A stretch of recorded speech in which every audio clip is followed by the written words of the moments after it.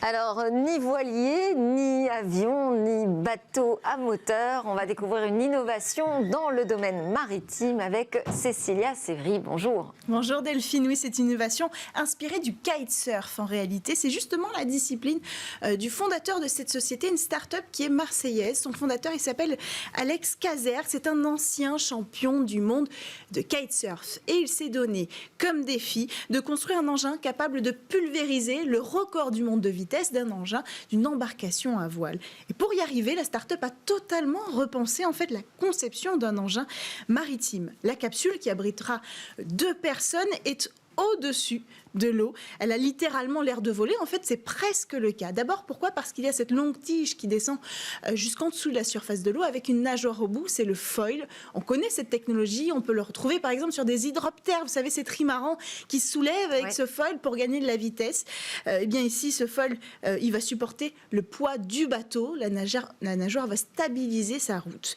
Mais contrairement à l'hydroptère, le foil n'est pas fixe et ça va faire une grosse différence. Il est mobile, il se déplace en fonction de la position de la capsule. En fait, il est presque en harmonie avec la voile parce qu'il y a une voile au-dessus de cet engin. Elle est là pour porter au gré du vent ce qu'on appelle le speedcraft. C'est le nom de cette technologie. Et ce tandem foil-voile, comme ça, il va permettre au speedcraft de se libérer d'une contrainte importante. On appelle ça la vitesse maximum. Sur un catamaran, par exemple, quand on va trop vite, eh bien, il y a un risque de retournement.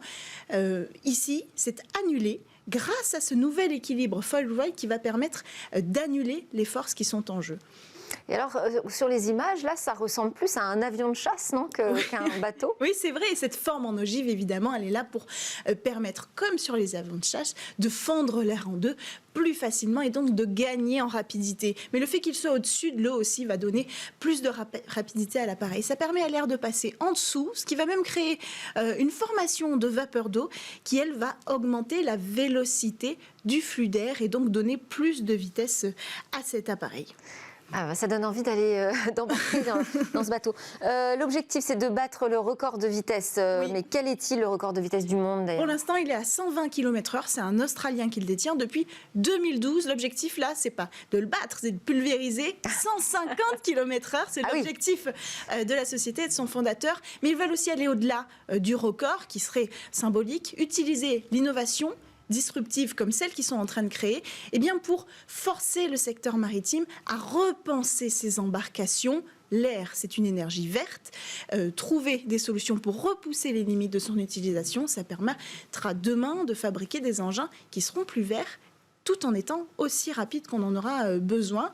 Donc ces conseils, tous ces savoirs en recherche, ils vont le distribuer sous forme de conseils. Et puis on verra bientôt voir voler sur l'eau cet appareil, peut-être l'année prochaine. Super, merci beaucoup. Merci Cécilia, merci à tous de nous avoir suivis. C'était Smart Tech, votre émission dédiée à l'innovation et au numérique. On se retrouve évidemment dès demain, même heure, même chaîne.